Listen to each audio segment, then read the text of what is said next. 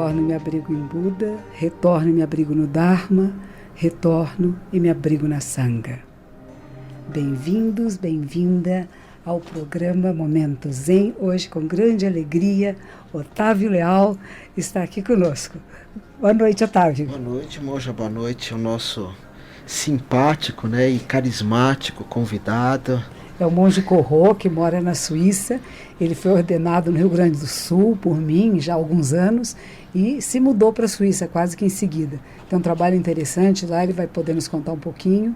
Ele trabalhou também e tem uma experiência muito grande com agricultura natural, orgânica, com os cuidados com as plantas de Findhorn, que é um lugar na Inglaterra bem interessante. Acho que ele tem algumas coisas, e a vida simples, ele vive a simplicidade, não como apenas nós falamos, mas de uma forma mais profunda.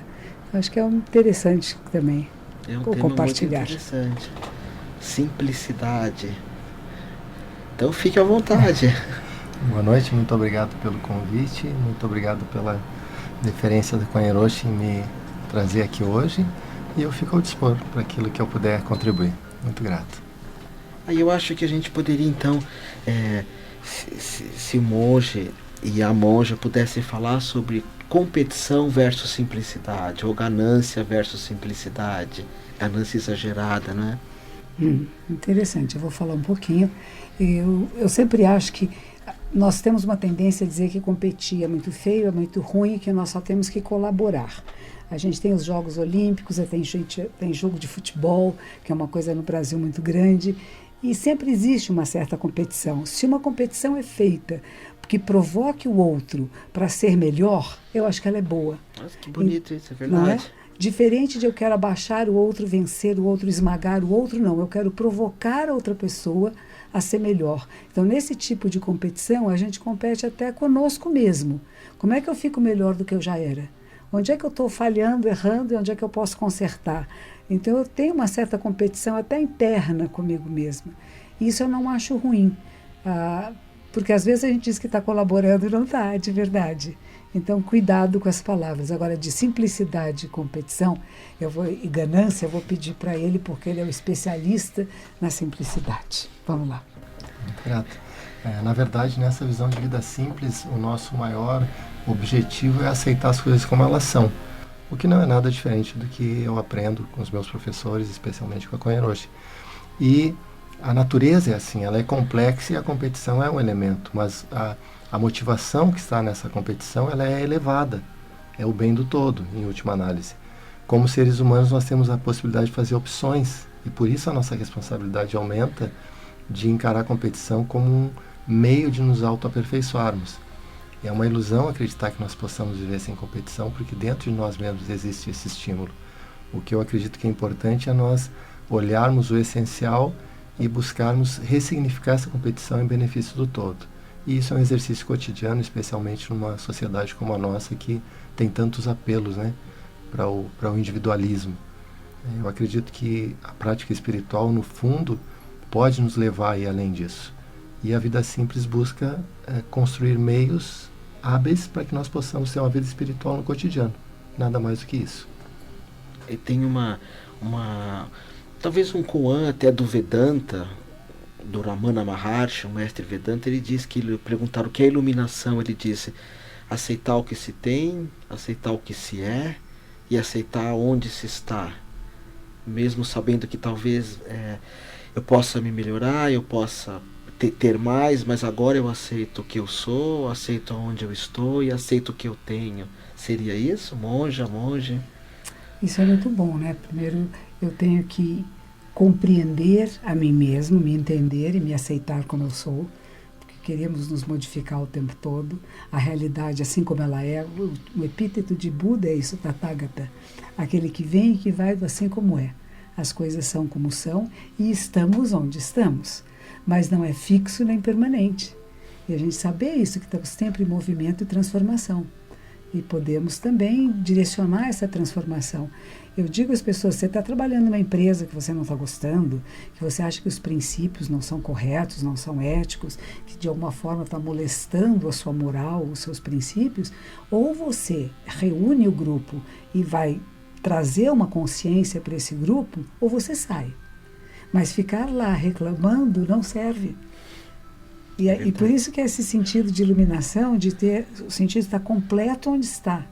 Mas o que você faz também é importante, não é só uma coisa muito passiva, né? Ela tem uma atividade interessante, muito bom. E o que a senhora falou sobre ser passivo, eu acho que é quase a antítese de ser pacífico. Porque o ser pacífico ele é muito ativo, mas sem violência. E isso requer uma educação, e por isso que os nossos meios visam nos trazer para um centro de serenidade, que nós possamos ser pacíficos, mas não passivos, né? Isso mesmo. Agora, aproveitando vocês dois também, né, com essa sabedoria budista, eu estava lendo há pouco tempo o Rabino Newton Bonder. E o Rabino, ele, dentro do judaísmo, ele tem algumas regras que às vezes são tão diferentes para nós, né? Por exemplo, na visão do Newton Bonder e do judaísmo, não sei se todo, mas de uma parte sim, juros, por exemplo, eu dar uma maçã para alguém e receber duas, diz que não é certo. Que seria um roubo de doação. Uma outra lei que o Newton Bonder aponta é o roubo de tempo, que às vezes você tem uma causa, você precisa ir no hospital e demora muitos anos para ser atendido, isso seria um roubo, entre aspas, né, de tempo. Ou um roubo de prestígio, quando alguém faz uma fofoca nossa e isso de alguma maneira me machuca, é muito íntimo. E ele complementa muito com a ideia de que o sonho dele, Newton Bonder, seria, por exemplo, que um exemplo, os carteiros fizessem greve para os aposentados ganharem mais, os aposentados fizessem greve para os aeroviários fizessem para os quando a gente começasse a pensar nos outros, bonito. Como que vocês, não só no meu grupo, né? Que bonito. No budismo a gente fala muito que a doação ela deve ser feita sem expectativa de retorno. Que no momento que você esperou um retorno, que você deu alguma coisa para ter um lucro com isso, uma vantagem, você perdeu o possível mérito que ganharia disto. Né? Quando você faz alguma coisa, não é para ganhar em troca, né? Você faz, deve ser alguma coisa do coração. A questão da violência que a gente fala, da cultura de paz, é que é uma violência você precisar ir no hospital e ficar horas esperando, não ser atendido. A violência do sistema judiciário. Tenho filho de uma praticante da minha comunidade que foi preso, segundo ela, injustamente, mas enquanto não é provada a sua inocência, ele está preso. E isto, pela nossa lei, não é correto. Teria que ser provado a culpa para ele estar preso e não ser julgado, nem foi julgado ainda e está preso. Né? Então, tem algumas coisas que a gente chama que são violências que são feitas. Ele chama de roubo, né? Mas eu chamaria isso de violências que são feitas contra nós o tempo todo. E que bonito se nós realmente pensássemos na causa do outro. Eu, sendo mulher, às vezes as pessoas falavam, mas você então vai defender a causa das mulheres? Eu falei, isso é tão difícil para mim, porque eu sou mulher. Mas quando eu vim para o Brasil, eu vim casada com um monge japonês e ele me defendia. Então era muito agradável isso, porque ele dizia, ela é maior do que nós, dentro da ordem, ela é mais categorizada e ela tem que ter a posição principal. Mas eu chegar e dizer, olha, eu sou mais do que vocês, eu tenho que ter a posição... É muito estranho, não é? Então que as pessoas possam realmente pensar no outro e cuidar dos outros, né, fazer a manifestação não pela sua própria classe social, sua classe de trabalho, mas pelo outro. Que bonito. Isso é uma ideia, é a ideia que onde nós queremos que a nossa sociedade chegue, né? Vamos nos unir pelo bem comum e não porque é bom para mim. É verdade. Essa é a diferença, não é? Eu não sei como é na Europa. Nesse momento nós estamos vivendo uma crise profunda na Europa em função da crise dos asilados, né? E uma crise que foi anunciada em função do que lá é chamado assim a violência estrutural que gerou isso.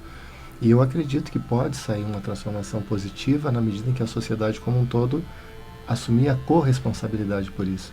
Mas seguramente, como a senhora falou, tem que haver um movimento interno de pensar no bem comum, porque senão não há transformação possível, né? Tem que haver uma transformação interna antes de tudo.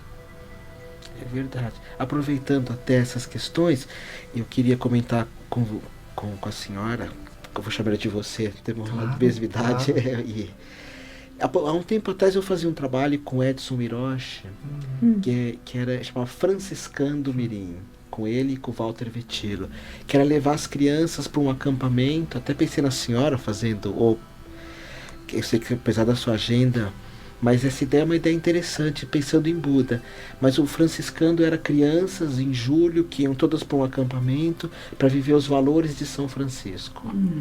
Então fazer pipa, mexer com fogo, terra, ar e água, aprender a rezar, aprender a fazer massagem nos pais. E seria bacana, né, um acampamento de crianças Buda Mirim. Lindo. Os valores de Buda, os valores da meditação. E o principal valor que era ensinado nesse acampamento franciscano do Mirim era a simplicidade de São Francisco. Então, se vocês pudessem falar sobre... Viver com pouco, né? É. O Buda diz: aquele que se satisfaz com pouco, ele conhece o contentamento e fica feliz mesmo dormindo no chão. Aquele que não conhece o contentamento é infeliz mesmo num castelo. E às vezes a gente acha que ter mais coisas, obter tanto espirituais quanto materiais, a gente acha que tem mais, às vezes menos é mais. Tem no Japão um conceito que chama wabi-sabi, quer dizer, ter pouco, está faltando alguma coisa, é mais precioso que estar completo. Uma obra de arte, por exemplo, uma peça de porcelana que tenha caído e se quebrado e você juntou, colou ela de novo, ela é mais preciosa do que uma novinha. Quando se faz uma caligrafia e você deixa faltando alguma coisa, ela vale mais do que aquela que está escrita toda certinha. Então isso vem desse conceito da cerimônia do chá, em que as salas eram feitas com material muito simples, com bambu tirado na hora, um pouquinho antes. O arranjo de flor é uma flor, em vez de ser muitas flores, porque a gente diz menos é mais. Quando você vê uma só flor, você vê o jardim inteiro. Mas se você põe muitas flores, você perde a capacidade de apreciar cada uma delas. Então isso vem um pouquinho desses conceitos japoneses que estão inseridos no budismo, né? De wabi-sabi. E o que você diz a você que vive isso com nós? Eu acho maravilhoso, porque quanto mais eu vivo isso, mais amigos eu faço. As pessoas sentem como que uma leveza de não precisar contemplar nenhuma expectativa em relação à minha pessoa. É como que autorizá-la a ser feliz com o que ela tem. Né? Como tu falaste no início, assim, a pessoa ser quem ela é, e isso é o suficiente. Claro que, dependendo da posição, existem certos elementos que são necessários para a ação na sociedade, mas que a pessoa não se identifique com isso, como a senhora nos ensinava há pouco. Isso é uma extrema libertação, né? Especialmente na sociedade atual, que as pessoas tendem a se identificar com o papel, com o carro, com o papel social, com o carro. E é muito triste, porque no fundo ela sabe que ela não é aquilo. É uma crise existencial adiada, porque mais dia menos dia ela vai perceber isso, né? É verdade. O Rabino Newton Boder, até tenho lembrado bastante dele hoje. Ele diz também, ele tem um livro que trata do assunto riquezas pelo que não se tem. Não sei se a senhora já ouviu falar desse conceito. Né? Então é como se eu perguntasse: qual é a tua riqueza? A minha riqueza é não ter um dinheiro de corrupção. A minha riqueza é não sustentar o tráfico. A minha riqueza é de não fazer mal ao meio ambiente, apesar que, como diz o mitólogo Campbell, de alguma forma a gente acaba... Para viver tem que destruir um pouco, de alguma maneira, um inseto que eu respiro, mas é pouco. Então são riquezas do que eu não tenho. Interessante. Eu fui convidada a fazer palestra numa empresa e aí eles nos mandaram um questionário em inglês, se nós não fazíamos nenhuma corrupção, se não estamos envolvidos em nenhuma corrupção, se não damos propina. Eu falei, mas que questionário maravilhoso. Dá vontade de mandar para cada pessoa que se aproxime. E é uma coisa feita de norte-americanos, que é mesmo como se você estivesse estudando isso e você se compromete. Eu não faço isso, eu não tenho ligações diretas com o governo, nunca dei propina para ninguém do governo, nunca pedi nada. Bem interessante, viu? Eu falei, nossa, nunca pensei em fazer isso, mas eu gostei do que eles fizeram. É uma ideia não é? muito boa mesmo. Você se compromete, então, para você vir fazer palestra para mim, para você fazer negócio comigo, você tem que se comprometer à transparência e à ética. Achei bonito isso. É bonito, é bem exatamente isso, né? Riquezas que eu não tenho, mas que são riquezas. São. No conceito da simplicidade voluntária, que é esse estilo de vida que eu aprendi, procuro aplicar e propagar, Um dos grandes inspiradores é o filósofo Thoreau, americano, né? Ele diz: o ser humano é rico na medida das coisas que ele pode prescindir. E ele executou isso na sua vida ao longo de 2 anos. Ele descobriu por experiência, né? E eu lembro, assim, quando eu fui lhe pedir para receber a ordenação, eu disse: não, você vai ter facilidade porque você já vive assim. Isso foi um grande alento, porque é maravilhoso a gente ver que na vida já se conseguiu um grau mínimo de lucidez que os atos, né, nos possibilitam chegar diante de um professor e se habilitar a seguir um caminho que nem prega isso, né? O caminho é isso. E eu aspiro, assim, que todas as pessoas possam ter a experiência desse contentamento, como a Cohen hoje falou, porque não tem como descrever, né? O contentamento de uma vida mais simples, despojada, e que é baseada, assim, na solidariedade, né? Porque no fundo nós somos todos corresponsáveis pela crise planetária, tanto social quanto ecológica. E nós não podemos nos tornar culpados, mas corresponsáveis nós somos. Então essas pequenas medidas cotidianas que nós adotamos vão fazer a diferença no todo. Nós não podemos pensar que não somos a diferença, nós podemos ser, ao menos nesse mundo que é o nosso cotidiano, né? É um bom primeiro passo. É uma mudança social mesmo. Um pouco como esse livro que você hoje me deu aqui, chama Manual de Limpeza de um Monge Budista. Então é o cuidado que você tem de lavar a louça, de limpar o vidro, né? De varrer o chão, tudo com atenção e minimizando o desperdício. E o desperdício de tempo também, que é outra coisa que você disse, que o Newton Bonder fala, né? Ele fala que o tempo é exatamente essa questão. Ele fala que o tempo nem nosso é. Para os judeus, Deus é chamado de tempo, porque eles falam o eterno. Eles dizem que roubar o tempo de alguém seria como roubar o tempo do próprio Deus. Que bonito, que é um roubo que não tem volta. É como a senhora falou desse guri que tá... Um tempo está sendo roubado dele que não vai ser possível que ele tenha de volta. Não dá para devolver com juros e correção, né? E eu me lembro dessa questão até que vocês estão falando de mudança social, de ler uma matéria dessa situação meio caótica no Rio esses dias, do roubo, dos arrastões. Não sei se a senhora ouviu falar disso. Não segui muito, não, estava viajando. Mas teve alguns roubos, assim, uns arrastões no Rio, e perguntaram para algumas pessoas que estavam roubando: por que você rouba o celular do outro ou o tênis? Porque o outro tem, então eu quero ter também. Quer dizer, nós não somos ensinados a abrir mão, às vezes. Pelo menos eu não tenho isso agora, eu abro mão, eu não vou roubar do outro. Uma vez eu fui fazer uma meditação, uma palestra na Fundação Casa, e uma das diretoras estava dizendo para mim, assim, é muito difícil porque os meninos... eles entram no mundo do crime porque eles querem ter o tênis de R$1.000. Porque com o tênis de R$1.000, ele vai ganhar a atenção daquela menina. Na verdade, ele quer a menina, não é o tênis. Mas para ele conseguir a atenção daquela menina, ele precisa ter o tênis de R$1.000. Então a gente acaba confundindo um pouco as coisas, né? Na verdade, o que ele queria é amor. A carência de amor, é de carinho, é de atenção, é de respeito. E acaba confundindo isso com as coisas materiais, né? Se eu tiver as coisas... E às vezes as mesmas meninas também são assim. Eu vou olhar para o menino que tem essas coisas. Esse é o erro da nossa sociedade, né? Esse é o desvio da sociedade.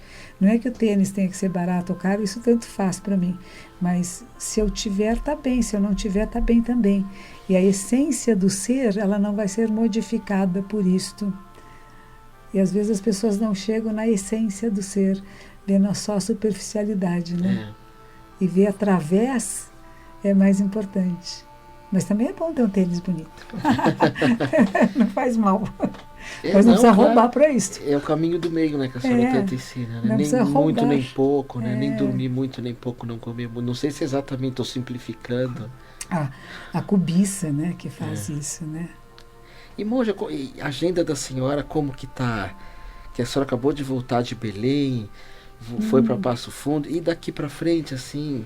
Encontrei uma irmã maravilhosa, uma irmã beneditina, em Belém, que veio me receber, mas, nossa, me deu tanto mimo, tanto carinho, veio assistir minha palestra à noite, E ela disse, eu acompanho você na Mundial, eu vejo seus YouTube, Poxa, seus uma monja filmes. beneditina. Uma monja beneditina, É. porque medita também, Que honra, né? é. E lá no Belém do Pará, uma pessoa linda.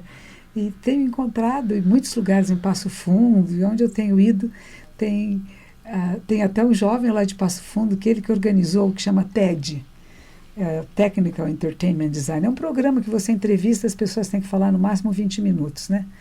E ele disse que ia telefonar para nós, e que era para a gente atender, que ele tem tentado telefonar várias vezes, mas que a linha está sempre ocupada. Mas ele pode escrever por e-mail Então, e pronto. nós ligamos daqui para ele. Ótimo. Então vamos avisar isso. Quem quiser, como é que escreve por e-mail? Para onde escreve? Pode escrever para a minha escola, né? Ótimo, Que diga.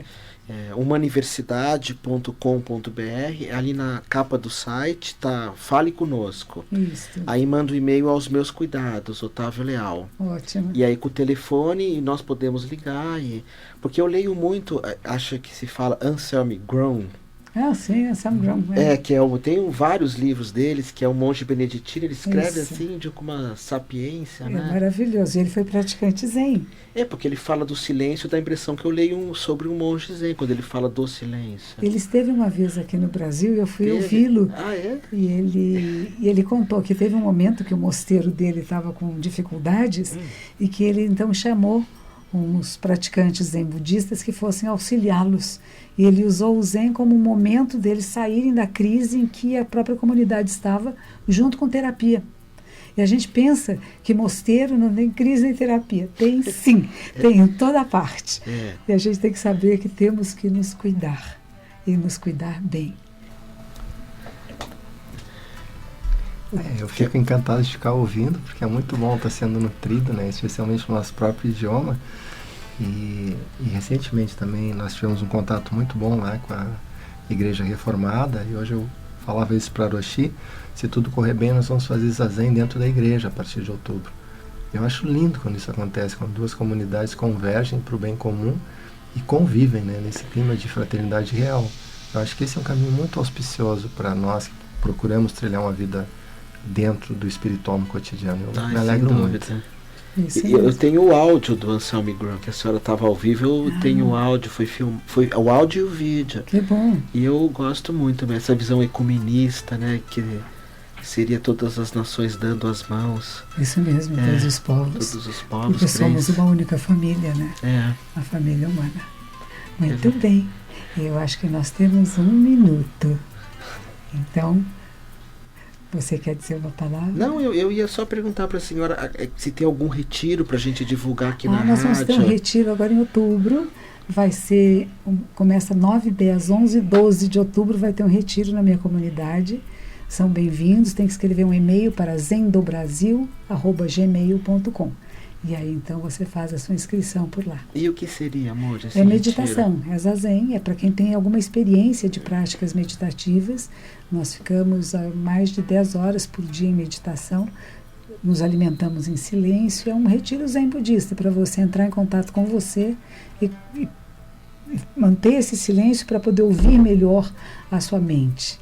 E que esta também possa encontrar o silêncio. E se as pessoas, por acaso, que estão nos escutando, são de fora de São Paulo, elas dormem? Podem dormir lá no templo, sim. A dormida é muito simples, porque é um colchonete no chão, não tem banheiros coletivos, banheiros são coletivos, não tem banheiros individuais.